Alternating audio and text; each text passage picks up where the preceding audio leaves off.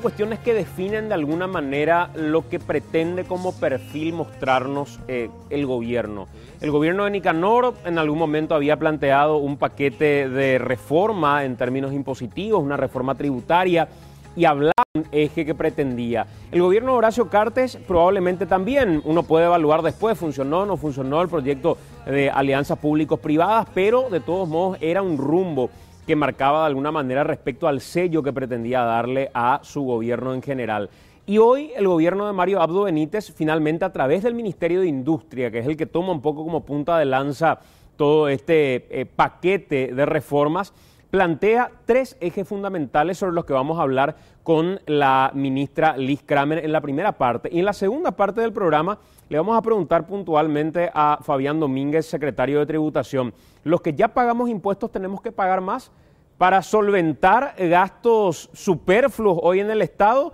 ¿O hay un plan que viene un poco de manera más integral para que los impuestos que se están pagando sean de alguna manera acompañados por aquellos que están evadiendo y que además se mejore la calidad del gasto público? Pero eso le vamos a preguntar un poco más adelante a Fabián Domínguez. La ministra de Industria y Comercio ya está con nosotros, Liz Kramer. Hola, ministra, ¿cómo te va? Muy buenas noches. Hola, Santiago. Gracias por invitarme. Gracias por acompañarnos. Antes de hacer la pausa, que es la primera que quiero hacer, para después tomarnos el tiempo, ¿cuáles son los 3 ejes fundamentales de esto que marca un poco la cancha de lo que pretende con su paquete de reformas el gobierno de Mario Abdo? Esto se enmarca dentro de lo que es nuestra pretensión de crecer, de subir, de escalar en el ranking del Doing Business, que es una de las formas de medición que tiene el país, es el clima de negocios, es una de las maneras que nos mide el mundo. Y que tiene muchas maneras, que tiene muchos, digamos, aspectos que son medibles. Hoy en ese ranking internacional, que es un ranking muy famoso, estamos 113 de 190, ¿sí? Y nosotros pretendemos en el transcurso de este gobierno escalar, si hacemos bien todo este tipo de propuestas que tenemos, las implementamos, las llevamos a cabo, llegar al puesto 90 en 3 años y medio, 4 años. Esa es nuestra meta realista, fáctica, pero también ambiciosa que nos proponemos con esta mejora del clima de negocios que queremos hacer a través de, por ejemplo, estas 3 leyes que presentamos ahora. Uno de los aspectos fundamentales tiene que ver con aquello que tanto hablamos en su momento aquí, en este mismo espacio, con otros actores y otros protagonistas. Qué difícil se le hace al emprendedor en general, aquel que no tiene todo el gran capital y toda una gran estructura, o que a veces desafía al propio sistema y su burocracia con empleos o formas de desarrollar negocios que ni siquiera tienen una legislación porque todo va cambiando muy rápidamente, sobre todo aquellas cuestiones que están ligadas a la tecnología en la mayoría de los casos y a las comunicaciones. A la vuelta de la pausa vamos a hablar puntualmente de eso. El corte y ya venimos para hablar de este clima de negocios. Son las 9 de la noche con 10 minutos. Estamos hablando un montón de cuestiones porque creo que hay muchos desafíos en cuanto a formalización en general en nuestro país.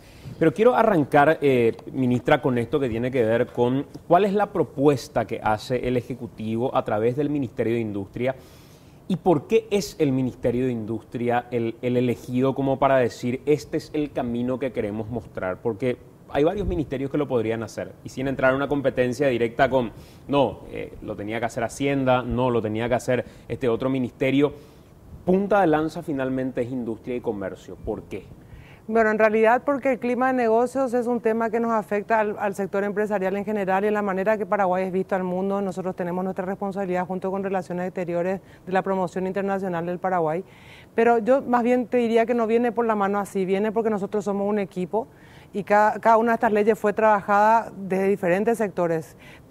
Son 3 leyes que tienen, digamos que, titulares para cada una de las 3 leyes en su implementación, pero fueron trabajadas en equipo y tuve el privilegio de poder presentarlas como gobierno, independientemente de tal cosa. O sea, esto sin Hacienda, sin un Ministerio de Justicia, sin trabajo, etcétera, no se puede llevar. Es decir, es un equipo y lo presentamos de esa manera. Me toca, como digo, el privilegio de hacerlo porque hay una de las leyes, sobre todo EAS, que es la ley de la Empresa de Acción Simplificada, que digamos que es muy pertinente al mundo empresarial y digamos que en nuestro Ministerio de Industria y Comercio, que es de Bienes y Servicios también, y el MIPYMES, digamos, es el ministerio más vinculado a empresas, pero en realidad todos estamos vinculados a las empresas a través de tributación y demás. Por tanto, el por qué, como equipo. Y después nosotros nos vamos a ocupar de EAS, de esta primera ley que te explico ahora, Banco Central lo suyo y el Ministerio de Justicia lo suyo. Si querés... Esta es una cuestión que me parece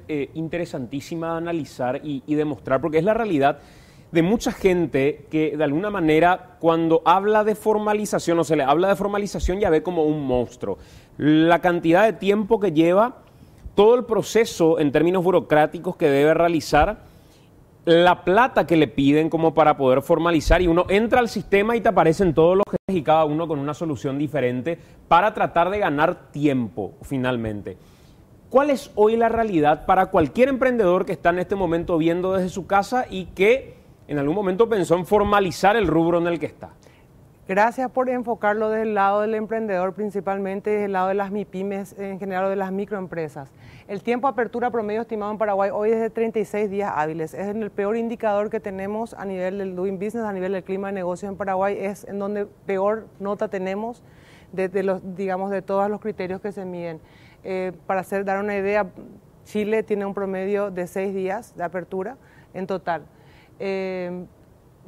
Lo que nosotros pretendemos ahora, me gustaría comentarte a partir de la propuesta. La propuesta es la creación de una nueva figura jurídica que se denomina Empresa de Acción Simplificada, EAS. Es una personería jurídica que separa a la persona física de la persona jurídica de la persona física. Esa es la diferencia con la unipersonal. Entonces, ese emprendedor, que hoy me mencionabas, ese emprendedor puede abrir una EAS como tal, ser socio único o puede asociarse rápidamente. Mañana tiene un inversor interesado en quizás en darle un capital semilla o un capital ángel o cualquiera de este tipo de inversiones, y ya está la figura cubierta, la figura jurídica cubierta para hacer esa inversión. Con una unipersonal tenían que pasar a otro modelo de societario, claro, ¿verdad?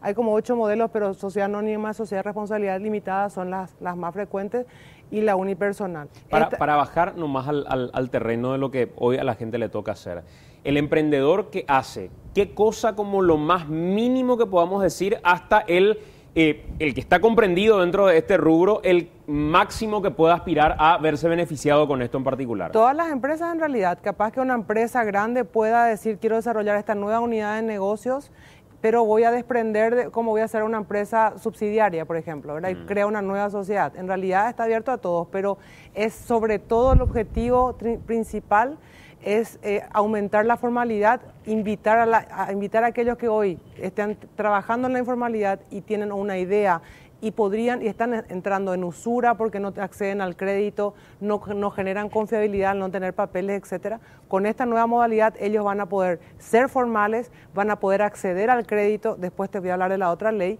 ¿verdad? Van a poder captar inversión con una figura jurídica que respalda, y lo van a hacer en línea, en un solo lugar, que es el Sistema Unificado de Apertura y Cierre de Empresas, SUACE, en el MIC, es en una parada, todo en un mismo lugar, y la idea es llegar a la meta que nos pusimos, es llegar a las 24 horas de que la empresa esté registrada. ¿Cómo se logra esto, por ejemplo? Y pasa un ejemplo que te doy, es que la Abogacía del Tesoro ya aprobó las proformas posibles que te voy a dar de opción para que vos decidas cuál de esas proformas de estatutos te satisface. O sea, yo no tengo que hacer todo el proceso de contratar a alguien que me asesore con el estatuto, de escribirlo de cero. Ya está todo. Elegí el que más convenga a tu emprendimiento, ¿sí? Entonces, con un clic estás resolviendo todo aquello. Ahí reducimos burocracia, reducimos costos, vas a poder abrirlo, como te digo, en línea. Y acá es algo muy importante para contar a todo el sector, por ejemplo, de los notarios, los escribanos y los contadores.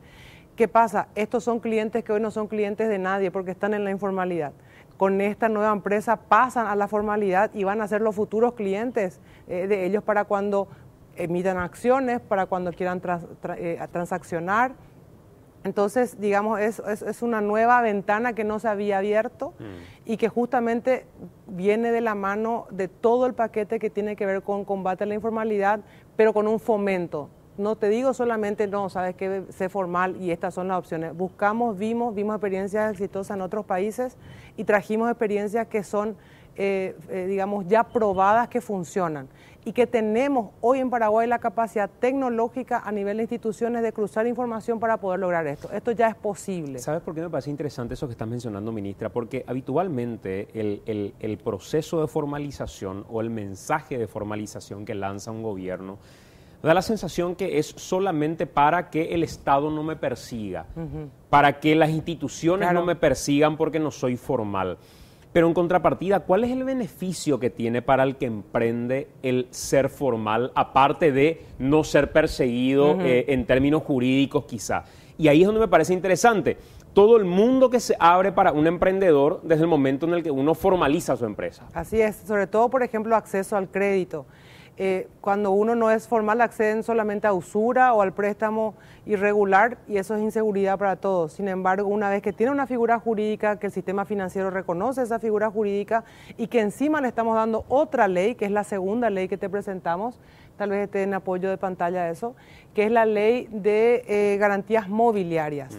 Hasta ahora las MIPYMES en general, digamos, no tienen 20% nomás de todos sus activos en bienes inmuebles, ¿sí? Casi todas operan o en sus residencias, o en sus casas, o en alquiler, etcétera. Cuando en realidad el sistema financiero les pide prácticamente el 80% digamos, en bienes muebles. Entonces estamos revirtiendo, dándole al sistema financiero hoy las herramientas necesarias para que tus computadoras, tus equipamientos, lo que tenés en cuentas por cobrar, lo que tenés en tecnología impuesta, etcétera, todo eso es capital, todo el tipo de capital que tengas mueble pueda ser también la garantía para que vos puedas quitar un crédito, ¿sí? Esto va a estar registrado en Banco Central, hay una manera, el Banco Central tiene una tabla, se registra, todo bastante moderno, dicho sea de paso, y las entidades financieras van a poder consultar con Banco Central, digamos, ese registro de bienes muebles de las empresas. ¿Qué es lo que para qué esto sirve? Sirve para que vos puedas decir, bueno, yo tengo una empresa, es verdad, es en alquiler, o lo estoy haciendo en mi casa, pero ya tengo este equipamiento, tengo esta impresora 3D, tengo esto costó dinero y costó plata, tengo estas cuentas por cobrar, bueno, entonces todo eso forma parte de tus activos en este caso, que son registrados y que al mismo tiempo les sirven a las instituciones financieras para poder darte un crédito con mayor respaldo. Le dan mayor garantía a la pequeña y mediana empresa, a la microempresa, al emprendedor, para poder acceder al crédito eliminando o por lo menos evitando la usura. Esa era una barrera importante para amigos que me decían de repente, Santi, me piden cuestiones que yo directamente no tengo. Porque yo trabajo con mi computadora desde algún café en el tiempo que a mí se me antoje trabajar. Y mi única propiedad es mi computadora y mi capacidad. No tengo nada más. Después voy generando recursos, tengo una cuenta, en la cuenta manejo básicamente el dinero que opero con este negocio, pero después me piden desde una casa o desde un lugar de alquiler hasta el extintor que estoy utilizando, y yo no utilizo ningún extintor para que mi empresa funcione, me decían. No es la figura jurídica para ese tipo de emprendimiento, evidentemente no la era, ¿verdad? Ahora, hay otras que sí son apropiadas para ese tipo de requerimientos, o sea, que son requerimientos apropiados para otro tipo de empresas, pero no para estas que estamos hablando. Y es más, Santi, el problema que ellos tienen con acceso al crédito es impresionante, y también para Capital Ángel o Capital Semilla. ¿Qué pasa si vos te gusta una idea de un chico, de un emprendedor, de una startup, ¿verdad? Y decís, bueno, yo le apuesto 5 millones, 3 millones, una idea, quiero esa idea. No había la figura jurídica por la que vos puedas emitir acciones fáciles y poder apostar a esa idea. Entonces, esto es ya probado que funciona en otros países, la legislación nuestra permitió, digamos, los marcos que regulan esto, las instituciones tenemos la capacidad de hacerlo, intercambiamos con todo el equipo y entonces estamos listos para poder presentar esta ley donde las empresas van a poder también tener esto. Imagínate que una vez que están formalizadas, que acceden al crédito, nosotros tenemos un montón de servicios del Estado que no son aprovechadas justamente porque son informales o porque les falta ese empuje. Yo no le puedo dar de repente asistencia técnica directa a un informal porque no lo tengo ni registrado, ¿sí? Esto, las EAS, las empresas de acción simplificada, el registro de garantías mobiliarias, le está dando al mundo de la informalidad, le está quitando razones, digamos, porque el tema de la facilidad y del costo con esto, y el acceso al crédito con esto está atendiéndose y esto está probado. O sea, no es que estamos inventando la pólvora, aquí estamos trayendo buenas prácticas. Hoy probablemente sea muy difícil determinar cuál es el aporte en términos económicos a la economía en general de este tipo de emprendimientos, de este tipo de empresas, porque básicamente al no tener registro uno puede hacer estimaciones, pero no pasan de estimaciones. Pero hay ejemplos en otros países de la región, ministra, de cuánto implica para la torta de lo que se mueve en economía este tipo de emprendimientos. Mira, te voy a decir que en algunos casos, en algunos países llega al 10, fácilmente puede llegar hasta el 10 del PIB. ¿Verdad? Porque si depende de dónde, qué consideres con el tipo de emprendimiento, de pequeña y mediana empresa para partir, estamos con 80% de las empresas del país y no más, tienen el tamaño de MIPYMES, ¿sí? Es decir, el tejido empresarial paraguayo está conformado principalmente por MIPYMES, de ahí la importancia de la creación del viceministerio y la ley de MIPYMES, ¿sí? Ahora bien, las startups, este tipo de empresas que son, digamos, incubadas y demás, es relativamente emergente aparentemente, pero si lo tomas en consideración puede significar en algún país un cambio radical. La economía creativa, por ejemplo, todo lo que tiene que ver con economía naranja y demás, en algunos países llega al 8, al 9, al 10% del PIB, ¿verdad? Es decir, el cielo es el límite en este caso porque en algunos casos cuando es tecnología, por ejemplo, no solamente se trata de venderla al mercado nacional, a través de la web vos podés tener mercados internacionales, ¿verdad? Podés cotizar, podés vender tu producto en algunas de las aplicaciones, que se descargue tu producto, etcétera. Pero para eso tenés que tener una formalización.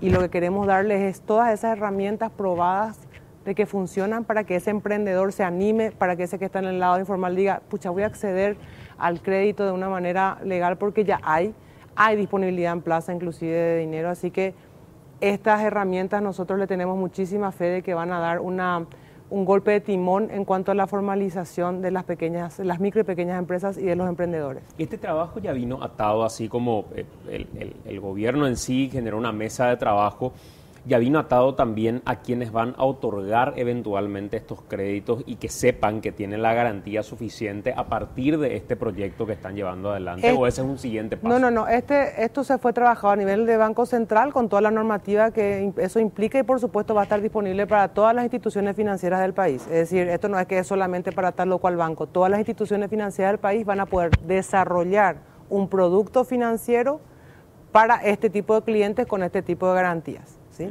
Habrá quien se posicione más en esto y a qué sector le interese más, pero estará abierto a todas las empresas financieras del país, ¿verdad? ¿Y cuál es la tercera pata de este proyecto en sí? Hablábamos de garantías mobiliarias, hablábamos de empresa de acción simplificada. Exacto. Y la tercera ley también muy importante, y esa afecta a todo tipo de empresas, así que afecta a todos los tamaños, es la ley de resolución de insolvencia. Hasta ahora, cuando una empresa aquí se declara, o sea, entra en un estado de insolvencia, las famosas quiebras y los síndicos y todo ese proceso lleva en Paraguay un promedio de 4 años. 4 años en que está todo parado. Está parado el que debe, está parado el acreedor, están parados los bienes, no le sirve a nadie en la economía esa circunstancia y por lo general los acreedores quedaron colgados, ¿verdad? Lo que aquí, lo que hace esta ley es reorganiza a las personas jurídicas, le da. En Estados Unidos se conoce como Chapter 11, tal vez capítulo 11 le dicen en Estados Unidos, es, una herramienta, para decirlo en fácil, que le permite reorganizarse financieramente a la empresa, seguir operando, conservar los puestos de trabajo, mientras, se le da una chance de reorganizarse en cuanto a su situación financiera, ¿sí? Pero por sobre todas las cosas, aquí lo más importante es que con esta nueva ley, los acreedores van a poder cobrar 100% de lo que tienen embargado, de lo que tienen en esa causa, ¿sí? El promedio de la tasa de recuperación que se tiene en Paraguay en una situación de quiebra es una de las más bajas del continente, porque pasa tanto tiempo y tanto desgaste y tanta cosa que lo que recuperás es solo 21 y pico dólares, centavos por dólar. Entonces, eso es, después de mucho tiempo, además. Esta ley va a ser llevada adelante, va a ser encabezada, va a ser tutelada, por decirlo así, por el Ministerio de Justicia, que va a tener además un concurso de síndicos, va a haber un concurso abierto para eso, un registro de síndicos, va a haber una modalidad también, porque ese es todo otro tema, ya el tema de sindicatura de quiebras. Entonces va, digamos, dar una medida más transparente, una forma también de resolver, resolver la cuestión, facilitando o la reconversión y reestructuración financiera. Quién sabe, se salva la empresa, se conservan los puestos de trabajo y los acreedores no quedan colgados durante todo ese tiempo. Básicamente esa es la esencia de esta ley, que viene a transformar una ley, la ley de quiebras, que tiene como 50 años, sí, de 1969 creo que es. Entonces ya evidentemente la economía, el mercado de todo ha cambiado lo suficiente como para darle una mirada a esta. Pero ¿cómo se entra ahí a intervenir cuando todo ese proceso tiene también algunos elementos jurídicos que debe ir resolviendo por el camino, y finalmente esa es una de las trabas principales, nuestro sistema de justicia, que tiene una morosidad altísima? ¿Cómo van a convivir de alguna manera entre la necesidad de reactivar todo ese rubro, de esa empresa en particular, o permitir que siga de alguna manera operando, y en contrapartida todo el tedioso y largo proceso jurídico que tiene? Bueno, el Ministerio de Justicia, lo que obviamente, como su rol lo indica, trabaja directamente con el Poder Judicial en esa materia, y han justamente visibilizado las maneras en las que correspondía o se podía acortar esos procesos. Evidentemente, el rol de un juez en dictaminar, el rol de un síndico va a ser el que es, pero en este caso va a ser por sorteo, va a ser con un concurso, va a ser mucho más ágil, ¿sí? Se presta también a mayor transparencia, y con eso estoy haciendo unas connotaciones bastante amplias en ese sentido, y por ende luego también pasa la presión, digamos, también a todo el sistema de quiebras. Entonces la ley, los jueces actúan en función a lo que está escrito en la ley. La ley actual tiene 50 años. Entonces tienen como que, digamos, suficiente margen para demorarse, porque la propia ley además es bastante vieja y no responde a las digamos, a las realidades del mercado de hoy. Con esta nueva ley los jueces tendrán unas herramientas más modernas, más ajustadas a los casos que hoy tienen, y obviamente mejores condiciones de resolver. Hoy la cara visible de este proyecto, decíamos, si bien trabajó todo un equipo, es el Ministerio de Industria y Comercio. Pero también va a ser la cara visible cuando haya que llevar adelante el lobby en el Poder Legislativo. ¿Quién se va a encargar de ir a dar la cara por el Ejecutivo para convencer a los legisladores, que no solamente a veces necesitan de una convicción en términos de innovación en proyectos de ley, sino que también de otro tipo de juegos políticos de cintura y de negociaciones y de cupos y qué sé yo? ¿Quién se va a encargar de eso en particular? De la segunda parte no me hago cargo. Lo que sí te puedo decir es que técnicamente nosotros, el equipo, está listo, tanto mi persona, el Ministerio de Industria y Comercio, como el Banco Central para la Ley de Garantías Inmobiliarias, y el Ministerio de Justicia para la insolvencia, para evacuar dudas, para hacer lo que corresponde, que es explicar a todas las comisiones, también con todos los grupos de interés. Esto se trabajó, nosotros ahora pedimos justamente presentaciones ante colegios de escribanos, ante los contadores y demás. Vamos pidiendo todas esas reuniones. Nos toca a nosotros hacer parte de esto. Obviamente el ministro de Justicia va a tener mucho más solvencia para defender la ley de insolvencia ante seguramente juristas que puedan ser hoy por hoy miembros del Parlamento. Pero desde el punto de vista de la EAS es, digamos, nuestra responsabilidad, nuestro bebé, por decirlo de alguna manera, que vamos a ir presentándole a todas las comisiones, y la verdad que no le vemos casi todos, digamos, nuestra percepción es de que como está enfocado a la formalización, está enfocado a las MIPYMES, está enfocado, este es un material que preparamos también para socialización, no creemos que sean leyes que generen mucho conflicto. Quizás tal vez la insolvencia requiera más explicación por parte, o sea, la ley de quiebras, ¿verdad? Pero en general estas leyes son, digamos, que tienen buen clima, valga la redundancia. ¿No tendrían por qué generar una oposición? Seguramente que consultas, seguramente que preguntas, ¿por qué no? Por supuesto, ahondar todo eso, pero son leyes que impactan tanto y a tanta gente que hoy está en la informalidad, a tantos micro y pequeños empresarios, que yo creo que más bien vamos a tener, digamos, la suma rápida de mucha gente. Le tenemos mucha esperanza de que si somos capaces de explicarlo bien, de hecho lo hemos argumentado en papeles, pero si somos capaces de explicarle bien a los señores parlamentarios y por supuesto a la ciudadanía, como esta oportunidad que nos estás dando, van a correr rápido. Tenemos la promesa del presidente del Senado de agilizar el proceso dentro de su calendario.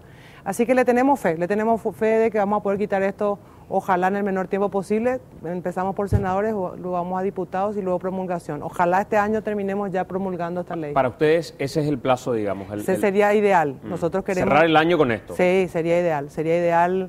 Inclusive te digo antes, o sea, si todo va bien, en nuestra meta es poder que este sea un logro importante para el clima de negocios y que ya el año que viene nos midan por la aprobación y promulgación de estas leyes, ¿verdad? Y ojalá la implementación que vamos a tener todo este tiempo, porque ya estamos nosotros conectados con la SET, ya estamos conectados con trabajo, con IPS, nuestros sistemas ya están dialogando por fin. Entonces tenemos las condiciones técnicas para producir este cambio radical en el servicio público que le estamos dando al ciudadano. Yo creo que más que cuestionamientos puntuales a este proyecto, de por ahí lo que podría generar es un debate respecto a ¿esto es todo o qué más hay como para hacer y que se podría haber presentado? Por ejemplo, hoy una realidad es la situación que le toca vivir a Tejidos Pilar, que plantea una problemática con el Ministerio del Trabajo diciéndole, yo hoy estoy en una situación crítica y yo necesito cerrar escalonadamente o temporalmente el tiempo de trabajo que tengo. En contrapartida hay gente que dice, pues ese es un problema de competitividad, no es un problema básicamente de clima o de condiciones laborales en general. ¿Cómo ve el Ministerio de Industria? Y esto pues creo que tiene que ver con cuestionamientos que podrían darse en el Congreso respecto a en qué vamos a innovar, pero qué es lo que tenemos y de alguna manera está pidiendo auxilio de algún modo. Bueno, esto es lo que está listo para enviarse, no significa, tenemos muchísimas cosas para innovar, pero en el paquete que mencionaba, digamos que ya consensuamos, que venimos trabajando desde el inicio de gobierno y que nos pusimos como meta, el Doing Business, esto del clima de negocios es como uno de los ejes que corresponde. ¿Cómo se hace eso? Nosotros cada ministerio tiene su agenda, pero hay proyectos prioritarios de gobierno, ¿sí? Entonces, sobre la base del plan de gobierno. Entonces, de la misma manera también está el paquete de leyes presentados antilavado, por ejemplo, que tienen vinculación porque parte de la informalidad pasa también por lavado de dinero. O sea, de repente vemos todo como muy, digamos, primoroso, lo que sea MIPYMES o emprendedurismo, pero convengamos también que hay toda una red que permea la economía en forma informal que tiene que ver con lavado de dinero. Entonces está todo ese paquete que ya está presentado, más el paquete de reformas que va a hablar ahora mi colega Fabián Domínguez más tarde. O sea, es un espectro y lo que hicimos ahora es presentar esto porque esto ya está listo y justamente creemos que es, digamos, va a correr de alguna manera, Dios mediante, a través de nuestra buena comunicación con los parlamentarios. Ahora bien, lo que mencionabas es otro tema en relación, por ejemplo, hoy el Ministerio de Trabajo y la ley, digamos, permite ciertas flexibilidades en ciertos casos, que es aquellas flexibilidades a las que, por ejemplo, solicitó Manufactura Pilar, ¿sí? Pero en ese sentido está la herramienta. Yo quisiera dejarle al Ministerio de Trabajo, si es que yo creo que estaba innovando inclusive con el tema de empleo de empleo a tiempo parcial, eso fue anunciado al inicio de gobierno. Pero me quiero centrar en lo que es el Ministerio de Industria y Comercio en ese sentido. A nosotros lo que nos compete es trabajar por la competitividad de ese sector, para entender al sector textil, a qué mercados vamos a ir. No, si Argentina está mal, si Argentina, digamos, todavía no está en proceso de recuperación, ¿qué otros mercados podemos ser competitivos? Y ahí surgió de la propia Manufactura de Pilar, Colombia y Ecuador, que son mercados que ya penetraron. Le pusimos a disposición de ellos y de toda la Asociación Industrial de Confeccionistas todas las herramientas que tiene Rediex para poder ir a penetrar más en aquellos mercados donde digamos, tienen potencial de crecimiento. Hay otras empresas del sector textil que están exportando y que están inclusive incrementando sus exportaciones, sobre todo el área de maquila. Pero las de confección, digamos, tenían una alta dependencia del mercado argentino. Esa es una realidad extra, pero que nosotros no nos quedamos ahí, es ver qué hacer. Además, Hay unas medidas que tenemos que negociar mejor con Argentina, donde el Ministerio de Relaciones Exteriores está al tanto. El propio presidente Marito llevó a conversación dentro de agenda que tiene que ver con el sector textil. A nosotros nos importa también entender si es un tema de crédito para renovación de maquinarias, cómo vamos a salir a competir con esos productos que hoy están en el mercado. Sin hablar de lo que es también combate al contrabando, que es otro capítulo grandioso, por cierto, y que al sector textil les ha afectado muchísimo.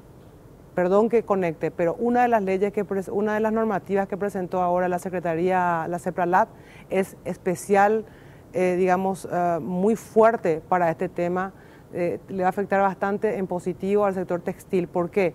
Mucha mercadería que viene de Oriente es subvaluada en zona franca o en otros lugares, o sea, es subvaluada con cambios de factura. Por una nueva medida de la CEPRALAT, que ya fue anunciada, que creo que empieza a implementarse ahora en abril, ya no se van a poder hacer cambios de factura. Hay un proceso de trazabilidad dentro de un sistema internacional que los bancos no van a poder permitir la remisión del dinero sin esa trazabilidad. Eso ataca directamente el problema de la subfacturación, por ejemplo, en zona franca.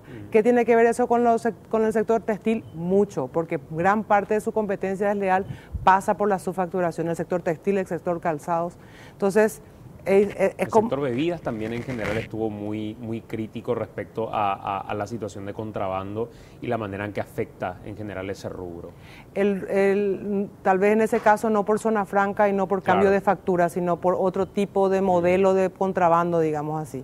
La unidad interinstitucional anticontrabando que está llevada adelante por el ministro Fuster desde noviembre pasado, que fue reflotada por nosotros porque existía ya la unidad, pero estaba inoperativa, quizás porque no había tanta presión por las diferencias cambiarias. Nosotros asumimos y la presión estaba ya latente, reflotamos esa unidad, el ministro Fuster está llevando a cabo un trabajo denodado con ciertos sectores, pero ahora le vamos a dotar de mayor estructura. Todo el sector frutícola, el sector de pollos, el sector de calzados, son sectores muy sensibles y donde ha habido una penetración, o sea, un perjuicio muy grande por el tema del contrabando. Entonces, estas leyes sí la llevamos adelante nosotros hoy, vamos a estar haciendo las explicaciones respectivas ante los señores parlamentarios, pero sí o sí se conecta con todo lo que tiene que ver con formalidad y en ese sentido se conectan con el otro paquete también. ¿Qué más se viene? Bueno, a nosotros del Ministerio de Industria y Comercio yo te podría adelantar que queremos darle, no solamente un cambio de nombre al Ministerio de Industria y Comercio y que se llame Ministerio de Industria, Comercio y Servicios, no solamente por un tema de nombre, de nomenclatura, sin crear nuevos cargos, sino con la misma estructura, desdoblarla y hacer que el sector servicios sea también bastante visible en la propia estructura y que tenga una atención dedicada por lo que representa ya hoy en el PBI. Una cuestión que no quería dejar de preguntarte, porque fue motivo de una reunión reciente que tuviste inclusive, es esto que aparecía en portada de uno de los diarios con Marcelo Toyotoshi y la industria automotriz diciendo no nos están ayudando, aquí estamos, pero sin embargo no estamos sintiendo que nos den la importancia que tenemos dentro del mercado paraguayo. ¿Esa etapa como que les sorprendió? Súper sorprendidos.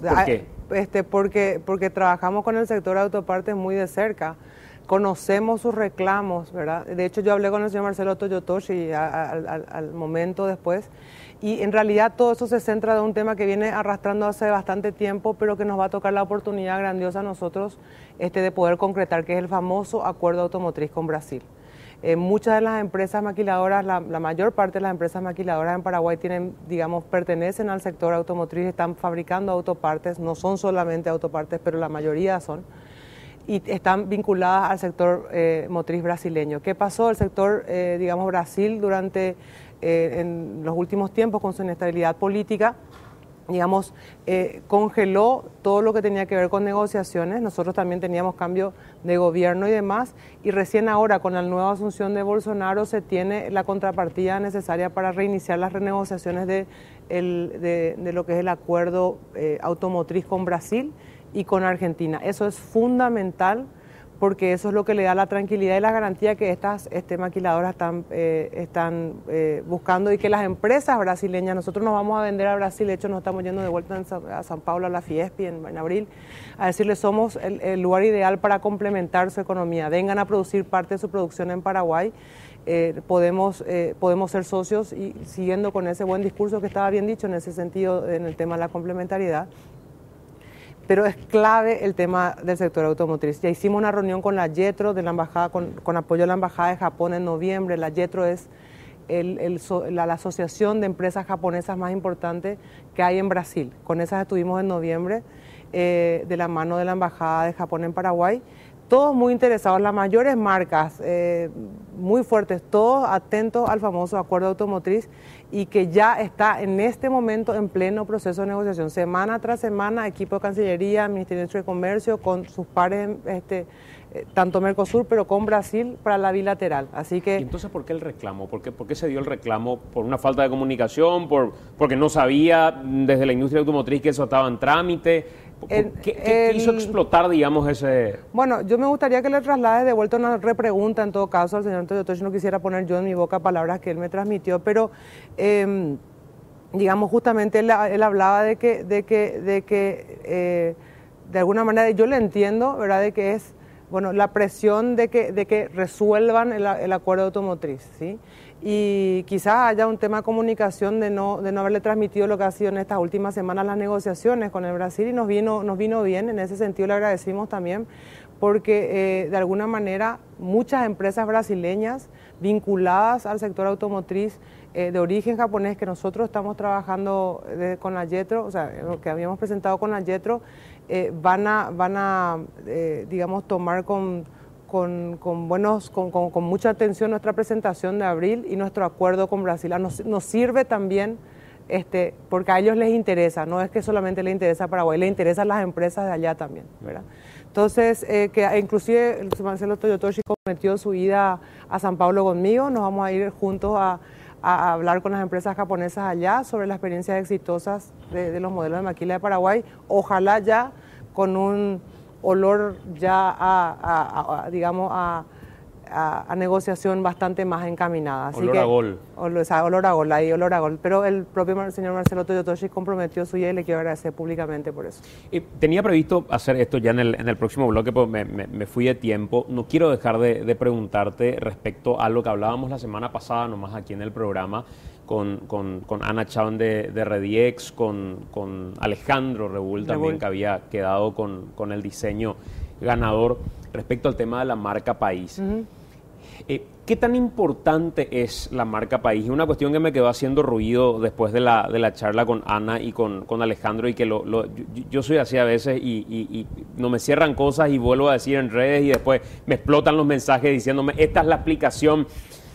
A mí no me quedó claro, primeramente, por qué se decidió matar la marca anterior.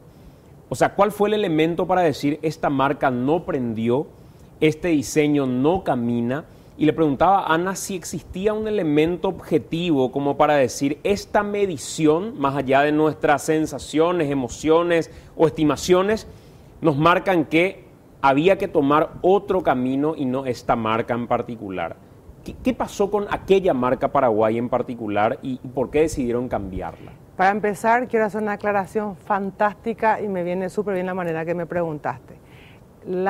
Digamos, la cancelación de toda la implementación de la marca, del ISO logotipo y la estrategia de marca, que son dos cosas distintas, ya fue hecha por el gobierno anterior.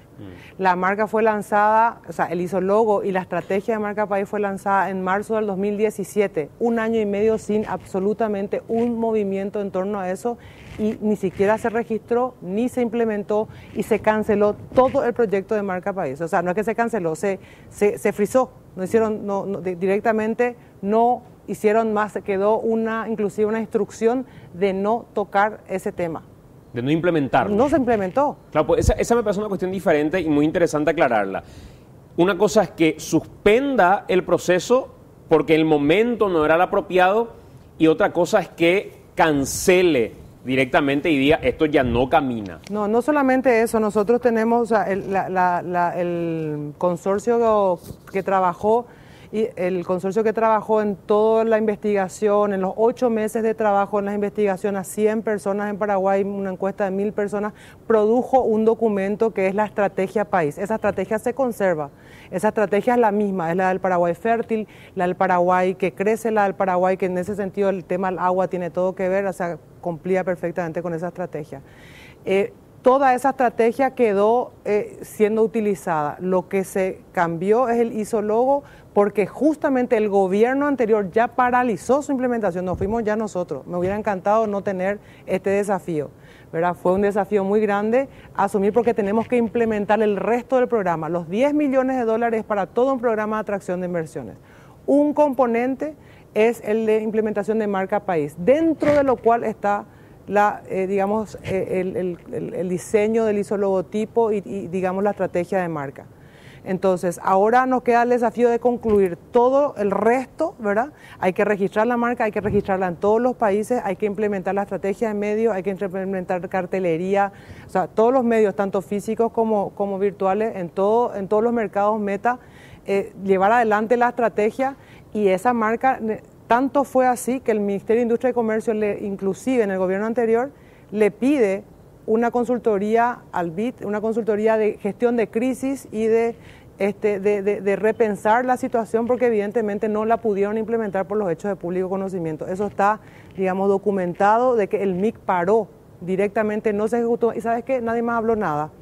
Esa es la mayor prueba que te puedo dar de que no se movilizó durante 1 año y medio hasta el cambio de gobierno.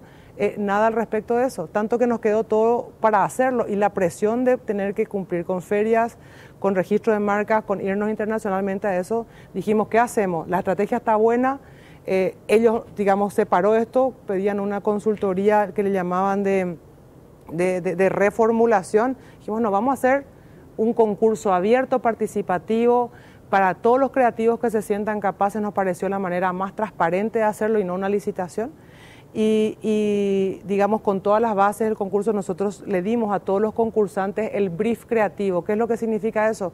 Un resumen de lo que significa la estrategia de Paraguay al mundo, qué es lo que Paraguay tiene diferencial a través de todo ese estudio que se hizo, de todo ese contenido que se logró, de toda esa investigación. El contenido de lo que tiene que representar es el que está contenido en que le dicen en términos técnicos el brief, el resumen, la síntesis. Y eso fue entregado, ya está de hecho sigue en la web, a todos los creativos. ¿Qué dice ese brief? Dice, construyamos, y lo tengo en las carpetas que están transmitidas, que están ahí a mano, ¿qué dice? Habla del Paraguay fértil, del Paraguay que crece, del Paraguay joven, del Paraguay que es simple, justamente nuestro sistema impositivo, todo nuestro sistema impositivo y demás. Aquí tenemos un poquito lo que es el brief de trabajo. En la siguiente página habla en la siguiente página de ese material habla de lo que es el contexto, un poquito más abajo por favor, acá, habla de los antecedentes, acá está el concepto. Paraguay es un lugar donde todo crece naturalmente desde el punto de vista económico, natural y social, es una población joven, en una nación en movimiento, eso es lo que se le da a un creativo. El creativo tiene que tener una estrategia y un concepto para desarrollar. Y este era el ya construido en el proceso anterior, esto es digamos el insumo. El creativo con esto crea, ¿sí? En este caso crearon 363 personas, se inscribieron, tuvimos una participación de 7.000 en los talleres que hicimos talleres online, talleres presenciales, tuvimos talleres de qué es una marca, la propia cada empresa que ganó el concurso, que hizo la marca anterior, tuvo la generosidad de compartir de vuelta este brief, estos insumos con todos los concursantes en charlas presenciales, ¿verdad? En charlas presenciales y también por streaming. Más de 7.000 personas participaron de ese concurso. Por último, cuando ves todo esto y lo que se pretendía transmitir y ves el logo final y la explicación final de Alejandro de cómo se concibió esa marca Paraguay, ese logo en particular, ¿vos estás conforme con eso? Decís, ¿esto transmite lo que pretendíamos hacer? Estoy cada vez más enamorada, eso es lo que quiero, porque, o sea, qué genialidad el poder transmitir en una sola letra, ¿verdad? en una sola letra, con la etimología del guaraní. Aquí está, nosotros vemos la hidrovía, vemos la fuerza del río, vemos todo lo que tiene que ver con el agua transversal al ser humano mismo, a la civilización, a la cultura, a nuestra energía. O sea, ¿qué hacemos nosotros sin agua como seres humanos y qué hacemos Paraguay si tenemos un tema? O sea, toda nuestra economía se basa en gran medida, en realidad en todo, pero en gran medida, en nuestro caso, con energías renovables producto del agua. O sea, ese es nuestro factor diferencial al mundo, ¿verdad? Entonces, fue un concurso participativo abierto con un jurado de críticos muy bueno. Nosotros ahora, después de, digamos, sabíamos cuando lanzamos los finalistas que bueno, cada uno tenía sus críticas de esto y sabíamos que íbamos a pasar por un proceso digamos, inicial de que la gente tiene sus ganadores. Este fue el segundo más votado. Bueno, el jurado decidió, las bases eran estas, pero también muchísimas felicitaciones, mucha gente que también lo repensó, gente que quiero agradecer públicamente, como el caso de Gonzalo Murcia, que dijo, bueno, ya me pasó la calentura, porque el concurso, ¿verdad? Ya me pasó la calentura, la verdad que esta idea de la U está genial, ¿verdad? Que si gente como Roberto Goiritz, se me fue la calentura, dice Gonzalo Murcia. Es brillante, ¿no? El concepto, porque acá es lo que se defiende es el concepto del ¿verdad? Que el idioma guaraní tan rico que con una sola letra, ¿verdad? Ya con eso dijo tanto, en una sola letra. La riqueza del guaraní nos impactó y quedamos, la verdad que la presentación de Ale fue en ese sentido brillante. Roberto Goiritz, otro referente del mundo de los diseñadores, que ganó un montón de concursos, pero docente también dice, hay calidad gráfica, hay que desarrollar para que cobre vida, cumple con las exigencias, hay síntesis, en fin. Después, todo este proceso, Santiago, quiero ratificar que fue acompañado por la Asociación Paraguaya de Agencias de Publicidad, por el Círculo de Creativos, nos ayudaron a hacer las bases y condiciones, todo lo que tiene que ver, hicimos talleres de registro de marca, de qué es lo que se tiene que tener en cuenta para lo que es una marca o no, qué es lo que es parecido o no es parecido, etcétera. Todos esos talleres quedaron ya como un insumo adicional que quién sabe a partir de ahora otros territorios, ¿por qué no?, regionales o locales puedan desarrollar, y creo que los diseñadores tienen a partir de este gran momentum, de este debate también, muchísimo que aportar al que es un ISO, que apenas un símbolo, que luego tenemos que construir la marca entre todos. Y eso va a tener que, al mirarlo cerca, te va a tener que significar buena calidad, calidad de exportación para la carne, para los productos paraguayos en general. Va a tener que significar lo que queremos llegar a hacer para el mundo. Eso tiene que significar esta internacionalmente.